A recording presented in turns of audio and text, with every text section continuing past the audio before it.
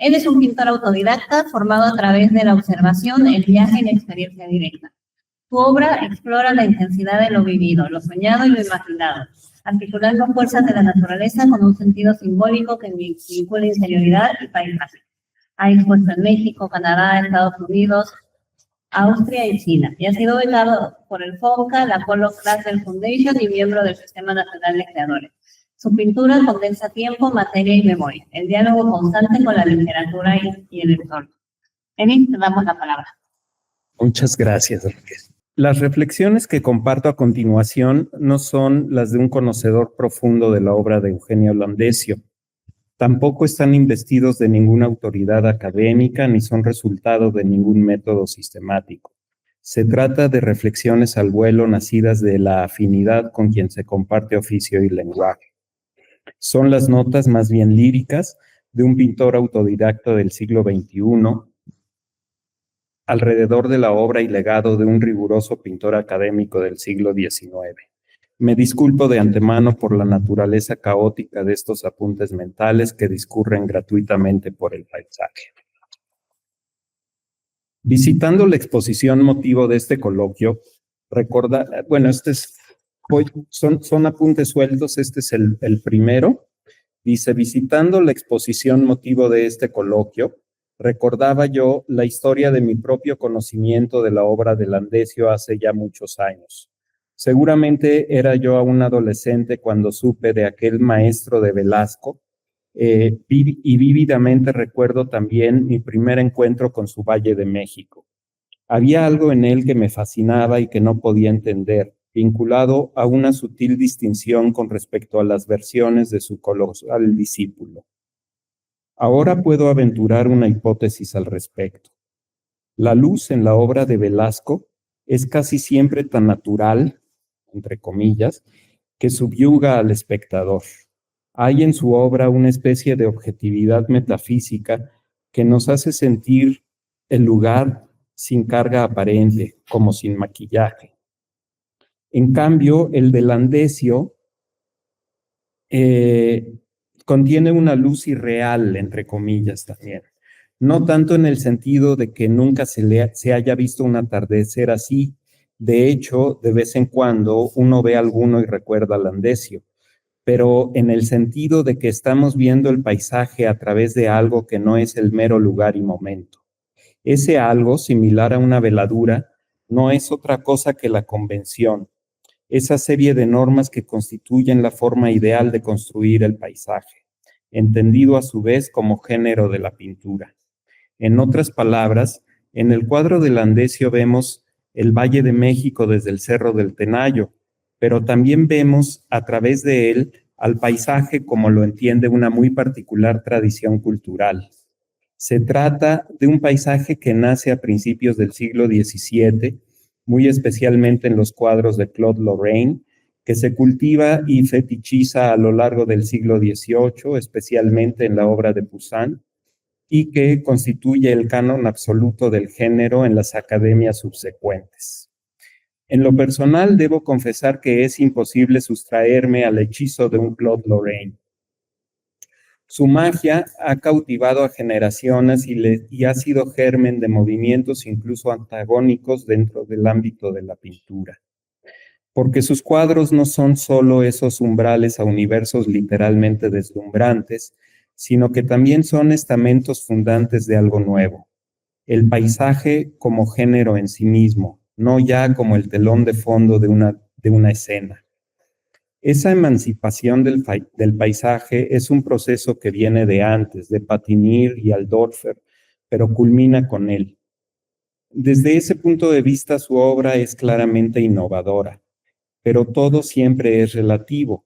En relación con el devenir del género, esa misma obra se convierte en un canon y dependiendo de cómo y desde dónde se vea, puede ser conservadora o revolucionaria, o para adecuarnos al contexto, académica o romántica. Las piezas de Carol y Marcó que vemos en la exposición son interesantes porque las escenas bíblicas nos dan un punto de referencia geográfica concreto, un locus que no se corresponde lo más mínimo con el paisaje que positivamente tenemos enfrente. todo debiera suceder en el árido paisaje de Palestina, y sin embargo lo vemos situado en la campiña romana, con todo y ruinas.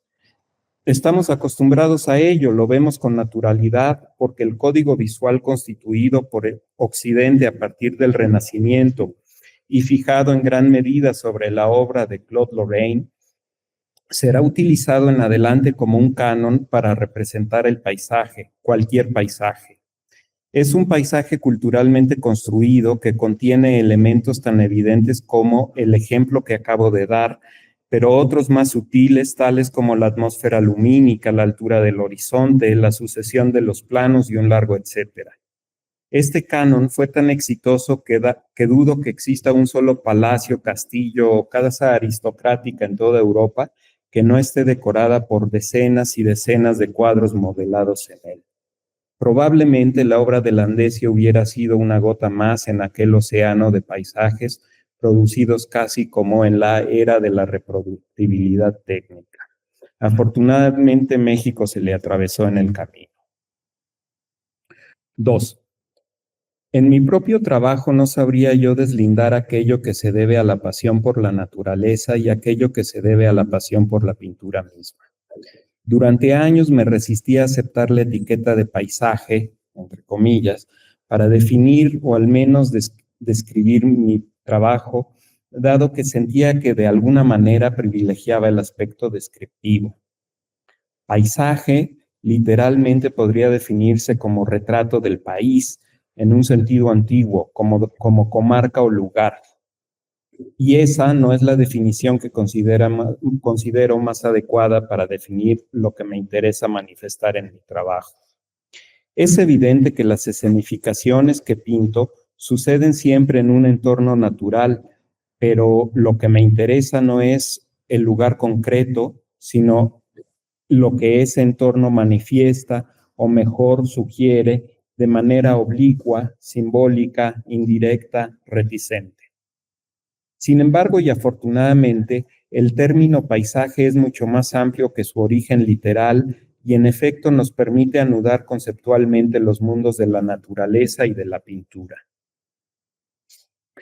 La naturaleza en sí es tan infinita, tan poderosa, tan indiferente, que mejor no meternos con ella, porque la humanidad toda existe para lidiar con nuestro vivir en ella, contra ella. Pero hay una naturaleza que no es inefable, en la que podemos pensar, de la que podemos hablar, y es la idea o las muchas ideas que nos formamos en el cerebro cuando decimos naturaleza. La que nos interesa a los pintores no es la misma que le interesa a los biólogos. La que nos interesa a nosotros es aquella naturaleza que se contempla. La contemplación es el estado mental en el que la mirada se vuelve tan profunda que se abstrae del tiempo y en él la naturaleza se transfigura en paisaje. Ese estado de contemplación lo podemos tener lo mismo frente a un entorno natural que frente a una representación. Y esa representación ya no es la naturaleza ni la naturaleza paisaje, sino el paisaje pintura. He descrito de forma tan empírica, lírica y esquemática la construcción de este puente mental para percatarnos de su condición de hechizo, de hecho cuasi mágico, porque luego resulta fácil darlo por sentado o ignorarlo de plano. Sobre todo cuando los paisajes que contemplamos forman parte de un universo cultural tan alejado de cualquier noción mágica como es el caso de la pintura académica. En nuestra época, el arte académico no está muy bien reputado y ello no carece de justificación. De hecho, podría decirse que la mueca desdeñosa que el mundo contemporáneo muestra ante el concepto arte académico es inversamente proporcional a la tiranía, entre comillas, que éste ejerció en el arte y en la cultura del siglo antepasado. Pero de manera análoga a lo que sucede con otros regímenes autoritarios del pasado en el campo político, la caracterización crítica que nos formemos de ellos, por más justa que sea, no debe impedirnos ver los matices. Y en este caso, vaya que los hay. Para aprovechar un poco más la analogía con el campo político, Gramsci entendió y explicó muy bien la forma en la que funcionan los ciclos de acumulación y pérdida de legitimidad política. Cómo se dan los momentos constituyentes de hegemonía y cómo ésta se desgasta hasta perderse, y cómo ese régimen se sostiene con coerción hasta un punto de ruptura destituyente que genera un nuevo ciclo de legitimidad. Este esquema evidentemente no debe importarse literalmente a nuestro campo, pero sirve para entender que el arte académico, visto desde nuestro mundo cultural, hijo o descendiente de las vanguardias, no es sino el antiguo régimen, pero visto desde otro lugar en relación con otro momento, puede tener otro cariz. Y además nos ayuda a entender que análogo a la legitimidad, el aura, ese detonante estético de un orden cultural, se desgasta y perdura en distintas proporciones y en distintos momentos. No existe o desaparece en términos absolutos. Aquel puente mental colectivo llamado paisaje en la pintura no sería posible sin el artificio de la ventana renacentista, mecanismo que permite una representación mimética del mundo tridimensional. Hans Belting cuenta en su libro Florencia y Bagdad cómo el conocimiento geométrico necesario para concebir la perspectiva había estado desde mucho antes a disposición del mundo islámico y que de hecho es el libro de la visión, tratado del matemático árabe Al-Hazen, que los artistas europeos pudieron obtener esa herramienta.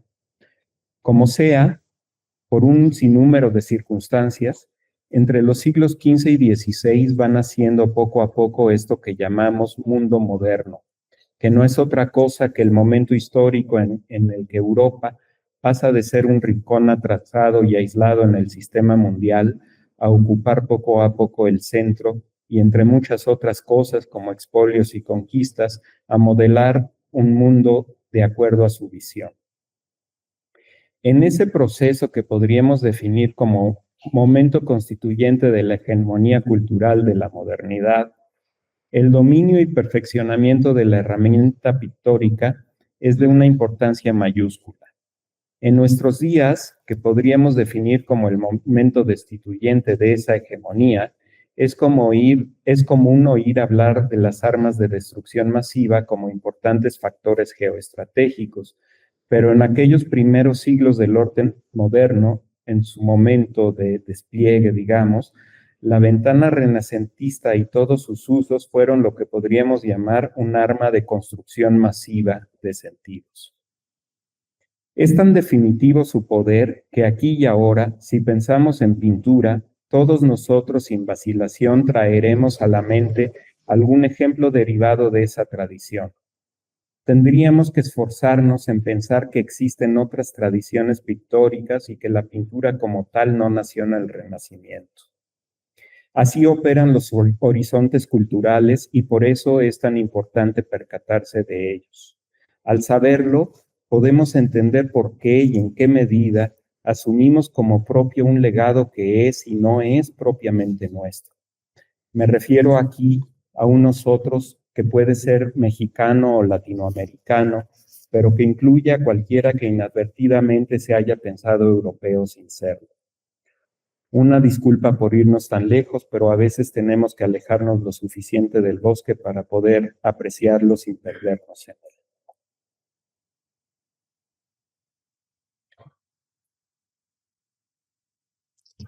Ese mecanismo que ofrece la posibilidad de representar de forma mimética o al menos verosímil el espacio sobre una superficie fue un factor que junto con otros produjo al Renacimiento y con él un canon primordial para el arte occidental.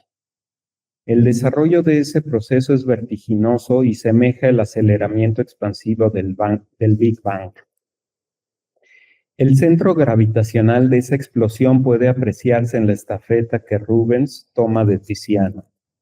Pero una de las galaxias semiperiféricas más interesantes que se van formando sucede en Roma en el siglo XVII alrededor de la obra de Claudio de Lorena o Claude Lorraine, conocido en el mundo anglosajón simplemente como Claude. Su obra es tan esplendorosa que se establece un canon a partir de ella. No es que haya inventado algo de la nada, pero aquellos paisajes que el Renacimiento va utilizando como telón de fondo y que vemos madurar desde los balbuceantes atrevimientos de Uccello o de la Francesca, a la delicada sofisticación de Bellini o Giorgione, en la obra de Claude es como una fruta madura que cae del árbol y emancipa el paisaje. En su obra se invierte la jerarquía y en lugar de que el paisaje sea el fondo de la escena, ésta se convierte en una discreta anécdota en el paisaje. Y no podemos encontrar en su obra un centímetro cuadrado de aburrimiento. Apenas describía la velocidad expansiva con que el artefacto pictórico muta a partir del Renacimiento en múltiples y variados estilos, escuelas y géneros. Basta imaginar las diferencias entre la obra de contemporáneos como Rubens o Vermeer. Pero a toda acción hay siempre una reacción. Estamos hablando de los años de las guerras de religión, y mientras ese mundo europeo se expande con vigor, existe siempre el culatazo del miedo. No es otra la historia de la modernidad definida por oposiciones dialécticas. Frente a la confianza y serenidad renacentista, la ansiedad manierista. Frente a la reforma, el Concilio de Trento y la Contrarreforma. El Leviatán de Hobbes es el mejor termómetro de la época. Ese mundo que se va haciendo cada vez más grande y por lo tanto complejo y caótico, es un mundo en busca de orden. Y esa pulsión va generando en todos los ámbitos las coordenadas de ese orden y de sus agentes. He ahí el surgimiento de la academia. Desafortunadamente para nosotros mismos estamos acostumbrados a leer los procesos históricos y culturales en términos de bloques monolíticos, muchas veces incluso sucesivos, pero eso solo sucede en el gabinete del historiador que construye ciertas categorías que le ayudan a entender y explicar una realidad a posteriori. Pero en la realidad real, esos procesos se van desarrollando como enredaderas que se entrelazan, más que como bloques claramente diferenciados. Y el entramado entre ambas es sumamente complejo e intrincado. Así podríamos imaginar al romanticismo y al academicismo, como dos enredaderas entrelazadas disputando palmo a palmo un muro, fundidas en él y entre sí. El muro sería la cultura del siglo XIX. Fuera de Caspar David Friedrich y de Carl Gustav Carus, que son casi ilustradores de la idea romántica, es quizás Turner quien encarna mejor el espíritu del romanticismo en la pintura. Y tanto en su caso como en el de los otros, no solo no encontramos una diferencia tajante con respecto a la codificación clásica del género, sino que la devoción de Turner por Claude es más que sabida y evidente, además de que ser nombrado académico fue el honor más grande de su vida. Otra observación para clarificar mi punto. Si el canon del género inicia en Roma en el siglo XVII, podemos decir que el canto del cisne que marca su fin y su transformación en la primera vanguardia se da en el Barbizon del último tercio del siglo XIX y que Jean-Baptiste Camille Corot es a ese momento lo que Claude Lorrain al inicio, su figura tutelar. Si vemos la obra de ambos, creo que puede entenderse la imagen de las enredaderas imbricadas. La división tajante entre romanticismo y academicismo puede hacerse teóricamente, pero sobre el terreno es difícil deslindarlas. Más allá de su definición como movimiento cultural concreto ubicado en un momento histórico, el romanticismo es toda una pulsión de la modernidad. Eso se acepta hasta cierto punto y hay quien entiende incluso al momento de las vanguardias como un momento romántico. Pero es más difícil proponer un romanticismo antes del romanticismo con mayúscula. Si aceptáramos el anacronismo, entenderíamos que el género entero del paisaje tiene un cariz romántico. El solo hecho de estar centrado en la naturaleza desvía el interés de la figuración antropocéntrica hacia un margen, una otredad. Además, aunque no se manifiesten emociones estruendosas, su serenidad enmascara una nostalgia permanente, reforzada por el papel de las ruinas, por la escala de los personajes frente al paisaje y por la temática misma, que mira siempre a un pasado idealizado. No hay visualización más adecuada para los crepúsculos de los dioses hölderinianos que la obra del género.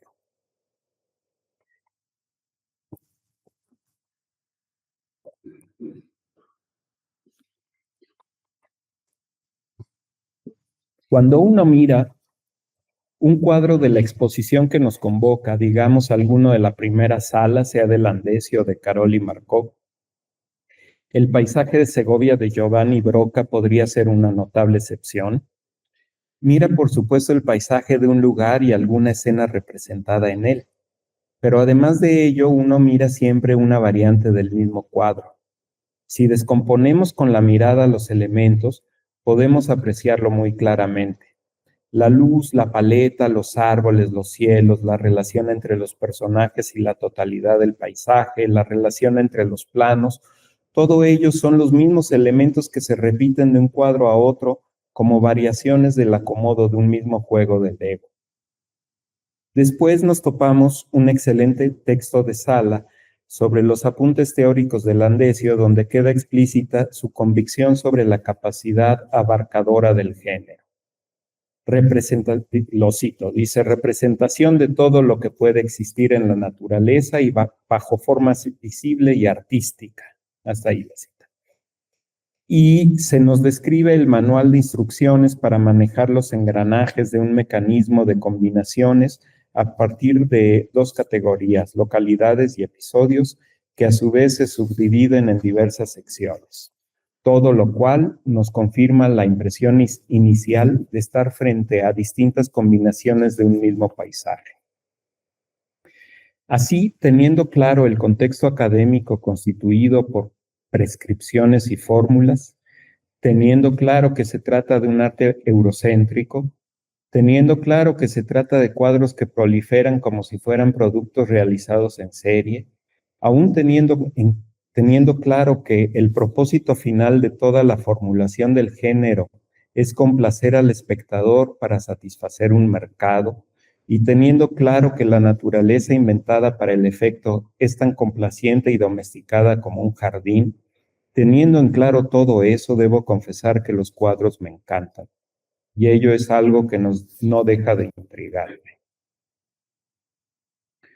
Evocar a Eugenio Landesio sin pensar en José María Velasco es casi imposible, y creo que a ninguno de los dos les hubiera incomodado. Al contrario, seguramente hubieran agradecido a la posteridad por ello. Y es que la figura del maestro es inextricable de la del pintor en el caso de Landesio. Velasco también fue maestro y entre sus muchos discípulos hubo artistas tan grandes como Rivera u Orozco, pero Velasco es recordado por su obra y solo marginalmente se añade su papel de maestro. Landesio, en cambio, en su papel de maestro, es un agente de la empresa modernizadora a la que ya me he referido. Se trata de una prédica similar a la emprendida por los primeros agentes de ella, de la empresa modernizadora, los frailes misioneros del siglo XVI.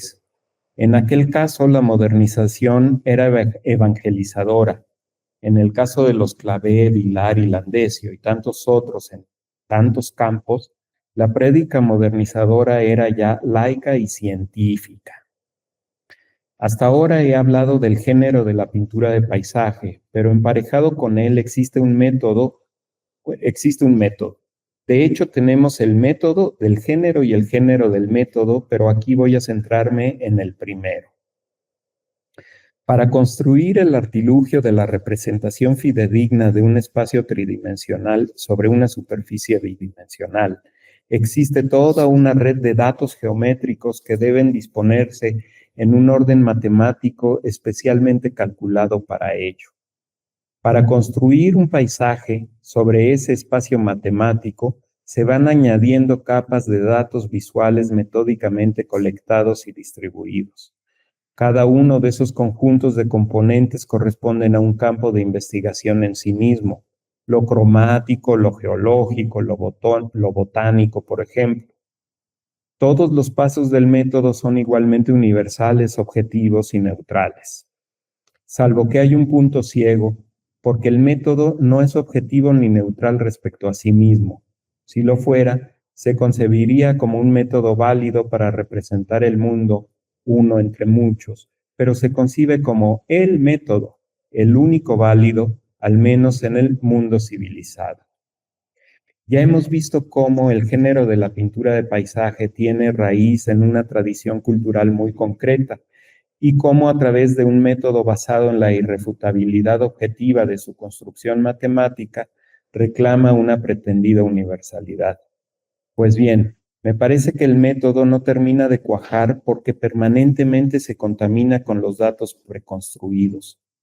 Los pintores como Marco o Landesio traen en su inconsciente profundamente marcado el paisaje del canon y este siempre aflora cuando se está pretendiendo representar objetivamente al paisaje visto. Hay que decir que esto es encantador en el caso de los paisajes mexicanos de Landesio, especialmente en las estupendas visiones de las haciendas del altiplano o el trópico. Pero el método como tal, en su serena objetividad, no cristaliza sino en la obra de Velasco. Todos los postulados teóricos convergen en su obra sin más interferencias, los postulados teóricos del método convergen en su obra sin las interferencias que habíamos visto una y otra vez en tantos otros pintores. Su obra es la culminación de una larga travesía, una promesa realizada. Todo esto me recuerda a la observación de Alexis de Tocqueville en el sentido de que la democracia y la república podían florecer solo en los Estados Unidos, dado que las interferencias de los usos y costumbres del viejo mundo hacían imposible que lo hiciera en aquel lado del Atlántico. Algo similar sucede en el caso de la pintura de paisaje. Velasco es el mejor ejemplo de un paisaje nacido de la transferencia del método sobre una hoja en blanco. Da ternura el candor con el que Landesio expresa su convicción en el poder abarcador de la totalidad que ejerce su método. Pero si lo pensamos mejor, podríamos sacar distintas conclusiones. Después de todo, ese método es el discurso de Descartes, el que construyó el mundo de nuestro tiempo, para bien y para mal. Además, es importante tener perspectiva, ese mecanismo de ordenamiento de las relaciones entre los distintos tamaños de las cosas. Aquel mundo de hace poco más de siglo y medio era infinitamente más pequeño que el nuestro. Baste comparar nuestra Ciudad de México con aquella. Pero también era un mundo mucho más grande, y para ello baste comparar el tiempo que tomó a Landesio su trayecto de Roma a México con el que nos tomaría a nosotros. Esto nos da una idea de lo importante que resulta pensar en el mundo esto nos da idea de lo importante que resulta pensar el mundo en como relación de relaciones relativas. Y eso es, a final de cuentas, la forma de pensar pictóricamente que nos ofrece el paisaje. No me refiero ya aquí al género histórico de los siglos XVII al XIX, sino al género en términos amplios, más como se entiende ahora. Por ello creo que resulta siempre importante mantener abierta y activa esta fuente de comunicación con nuestros legados. Al mantenerlos vivos, los seguimos enriqueciendo y nos enriquecemos de ellos. Después de 2 siglos de explotación indiscriminada, el canon paisajístico occidental pareció dar de sí. Vino otro mundo que lo volvió casi arqueología. Pero en el siglo XXI habemos quienes descubrimos en él una mina de oro para reutilizar y resignificar sus materiales, conscientes, espero, de por qué y para qué. Muchas gracias.